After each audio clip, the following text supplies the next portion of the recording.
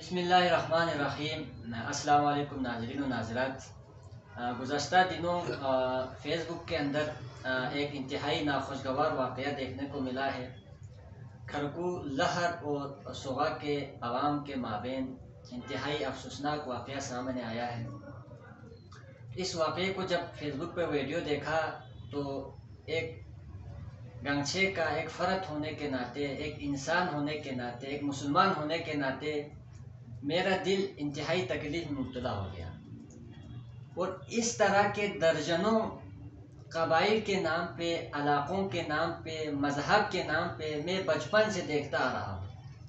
ہم اہلیان گاچھے ہم دعویٰ کرتے ہیں کہ ہم پرامن لوگ ہیں، ہم اہل بیت سے محبت کرنے والے لوگ ہیں، اور ہم یہ بات بھی ہم دعوے کے ساتھ کہہ دیتے ہیں کہ گاچھے میں امن کی وجہ ہمارے مذہب کی وجہ سے، ہم اہل تصوف والے ہیں۔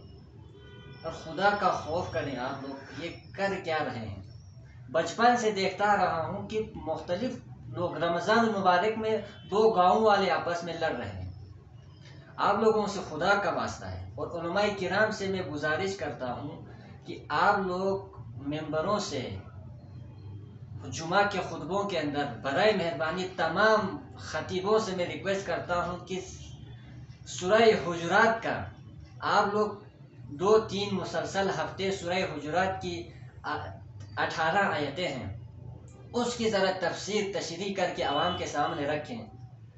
عجیب و غریب دیومالائی کہانیاں سنانا عوام کو بند کریں خدا کے لیے۔ جو بات پیش کرنے والی ہے، عوام کے فائدے کے لیے ہے، وہ بات عوام تک پہنچا دیجیے۔ میں اس واقعے کے تناظر میں اس سے پہلے جتنے بھی علاقوں کے نام پہ، مذہب کے نام پہ ہمارے یہاں لڑائیاں ہوتی رہی ہیں، تو میں اس مسئلے کا کوئی حل میرے پاس نہیں ہے، قرآن مجید کے اندر موجود ہے۔ میں اس مسئلے کے اندر اپنا کوئی بیان ریکارڈ نہیں کرا رہا۔ میں کسی مجھے نہیں پتا کہ لڑائی کس وجہ سے کیوں ہوا ہے۔ میں اس لڑائی کے ہونے کی وجہ سے میرے دل کے اندر جو تکلیف ہوئی ہے، اس کی بنیاد پر میں اس سے پہلے درجنوں ایسے واقعات خود اپنی آنکھوں کے سامنے دیکھ چکا ہوں۔ پانی کے لیے، جائیداد کے لیے، بھوک کے لیے، اس طرح کے چھوٹے چھوٹے مسائل کے لیے ہم عوام لوگ، نوجوان، ایک گاؤں والے دوسرے گاؤں والوں پر ٹوٹ پڑتے ہیں، خون خرابہ کرتے ہیں۔ خدا کا خوف کریں آپ لوگ، کیا ہو گیا ہے؟ ہمارے اندر سے اللہ کا خشیت، خوف ختم کیوں ہو گئے ہیں؟ اللہ نے قرآن مجید کے اندر کیٹیگوریکلی بتایا ہوا ہے، احادیث مبارکہ کے اندر خطبہ حجۃ الوداع کے موقع پر رسول اللہ صلی اللہ علیہ وآلہ وسلم نے تاکیداً فرمایا کہ تم میں سے ایک دوسرے کا خون ایک دوسرے کے لیے حرام کیا ہے، جان، مال، عزت، آبرو ایک دوسرے پر حرام کیا گیا ہے۔ آج اتنا سستا کیوں ہو گئے مسلمانوں کا خون؟ ایک مسلمان دوسرے مسلمان کا خون اس طرح کیوں بہا رہا ہے؟ ہمارے خواتین، مائیں، بہنیں سڑکوں پہ لڑائی جھگڑے کر رہے ہیں اور مرد حضرات پتھروں کی بارش کر رہے ہیں۔ یہ کہاں کا اسلام ہے؟ اگر اس طرح کے واقعات ہر سال دیکھنے میں آتے ہیں تو میں اس چیز کا ذمہ دار سب سے پہلے علماء کرام کو ٹھہراتا ہوں، چونکہ علماء کرام کا مقصد، علماء کرام کا کام قرآن مجید اور قرآن و سنت کی تعلیمات کو عوام الناس تک پہنچانا تھا، اور اس میں وہ بری طرح ناکام ہوئے ہیں۔ علماء کرام پر میں تنقید نہیں کر رہا، آپ لوگ اس بات کو، اپنی غلطیوں کو تسلیم کریں۔ خدا را آپس کے چھوٹے چھوٹے فروعی اختلافات پر ایک دوسرے کو لعن طعن کا نشانہ بنانا، تکفیر کرنا، اور ایک دوسرے کے ایمان پر، ایک دوسرے کے جنت و جہنم کا فیصلہ کرنا بند کیجیے۔ اس طرح کے لڑائی جھگڑوں کے حوالے سے قرآن مجید ہمیں کیا تعلیمات دیتا ہے، میں آپ لوگوں کے سامنے پیش کرنا چاہوں گا۔ اگر آپ میں سے کسی کو اگر توفیق ہوئی تو سورہ حجرات کا ترجمے کے ساتھ خدا کے لیے ذرا تھوڑا سا مطالعہ کیجیے گا۔ اللہ رب العزت فرماتے ہیں، بسم اللہ الرحمن الرحیم، سورہ حجرات آیت نمبر 10، وَإِن طَائِفَتَانِ مِنَ الْمُؤْمِنِينَ اقْتَتَلُوا فَأَصْلِحُوا بَيْنَهُمَا۔ اللہ رب العزت ارشاد فرما رہے ہیں کہ جب مومنین میں سے، مسلمانوں میں سے دو گروہ آپس میں لڑ پڑیں تو تیسرا فریق تماشائی بننے کی بجائے ان دونوں کے درمیان صلح کرانے کی کوشش کریں۔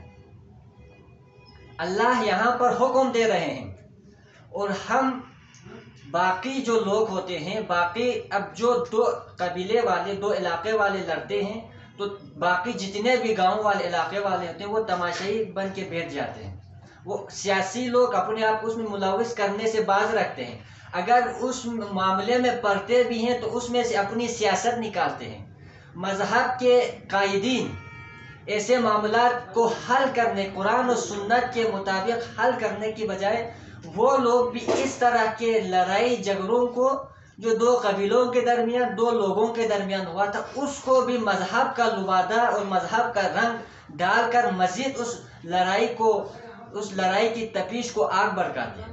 خدا کے لیے بند کریں، قرآن مجید کا مطالعہ کریں. آگے فرمایا فَإِن بَغَتْ إِحْدَاهُمَا عَلَى الْأُخْرَى، اگر یعنی کوئی تیسرا فریق ثالثی کا کردار ادا کرنے کے لیے آئے اور ان دونوں میں سے کوئی ایک گروہ اگر صلح پر آمادہ نہ ہو، تو ان ثالث کا کردار ادا کرنے والوں سے اللہ ارشاد فرما رہے ہیں تو جو صلح کے لیے تیار نہیں ہو رہا اس کے خلاف لڑو، جنگ کرو، بائیکاٹ کرو، جو طریقہ اپنانا پڑے وہ طریقہ اپناؤ.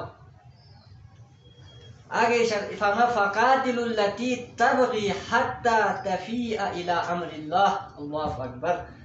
یہاں تک کہ وہ جو گروہ جو صلح پر آمادہ نہیں ہو رہے، جب تک وہ اللہ کی طرف، قرآن و سنت کی طرف رجوع نہ کرے، تب تک جو ثالث کا کردار ادا کرنے والوں کے وہ اس پہ پریشرائز کرتے رہیں.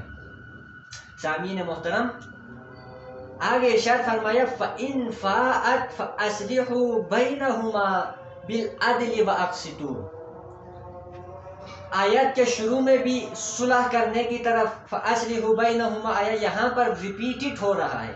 فَأَصْلِحُوا بَيْنَهُمَا دوبارہ ارشاد فرما رہے ہیں کہ جب جو گروہ صلح کے لیے تیار نہیں ہو رہے تھے اس کو صلح کے لیے تیار کرا کے صلح کراؤ. فَأَصْلِحُوا بَيْنَهُمَا، ان دونوں کے درمیان غلطی جس کی بھی ہو، میں کل کے واقعے کے اوپر نہیں جا رہا، اس سے پہلے جتنے بھی ہوں گے یا آگے بھی جتنے بھی ہوں گے، لڑائی کے اندر غلطی جس کی بھی ہو، اس طرح ایک مسلمان کا دوسرے مسلمان کا خون بہانا قطعاً حرام ہے. اور مسجد کے اندر مذہب کے نام پہ، صوفیہ امامیہ کے نام پہ، شیعہ سنی کے نام پہ، نوربخشی شیعہ کے نام پہ خون خرابہ کرنا خدا کی قسم قرآن مجید میں دسیوں مقامات پر حرام قرار دیا گیا، حرام قرار دیا گیا. آپ لوگوں کو کس نے ٹوپی ڈرامہ کرایا ہے کہ مذہب کے نام پر جھگڑا کرنا ثواب کا کام؟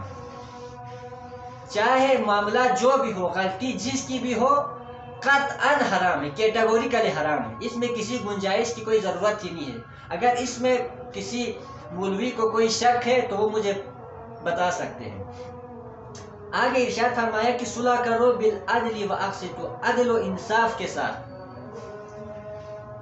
عدل اور انصاف یعنی عدل اور اقسطو کے درمیان فرق کو تھوڑا سا سمجھ لیجئے کہ جب اس طرح کے معاملات لڑائی جھگڑے کی نوبت آتی تو عدل کا مطلب ہے کہ ایک چیز کو دو برابر حصوں میں تقسیم کرنا، ایکولی ڈسٹریبیوٹ کرنا عدل کہلاتا ہے.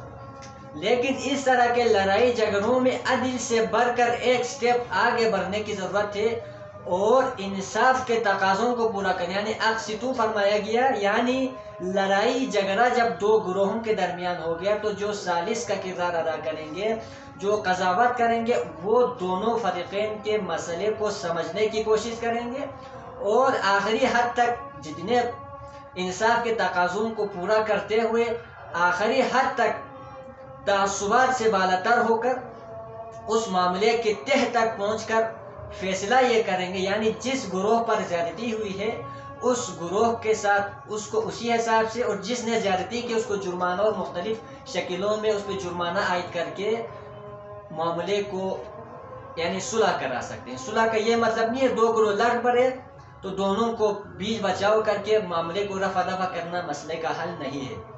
مسئلے کا ایسا قرآنی حل بتانا ہے. سب سے پہلے تو یہ بتائیں کہ قرآن مجید میں اس طرح کے لڑائیوں کی کہیں پہ بھی کسی بھی قسم کی گنجائش نہیں ہے.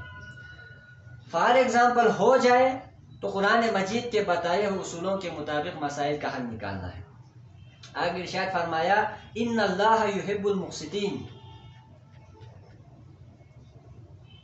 عدل و انصاف یعنی ٹھیک ٹھیک انصاف کرنے والوں کو اللہ رب العزت پسند فرماتے ہیں، یعنی جو قضاوت اور ثالث کا کردار ادا کرنے والے ہیں وہ اپنی سیاست اور مذہب کا رنگ اس میں نہ چڑھائیں اور عدل کے ساتھ انصاف کے ساتھ معاملے کا فیصلہ کریں، تو اللہ ایسے ثالثوں کو پسند فرماتا ہے۔ سبحان اللہ۔ تو ثالثی کا کردار ادا کرنا ایک عظیم مشن ہے اور ایک زبردست کام ہے، اس میں آگے بڑھ چڑھ کر کرنے کی ضرورت ہے۔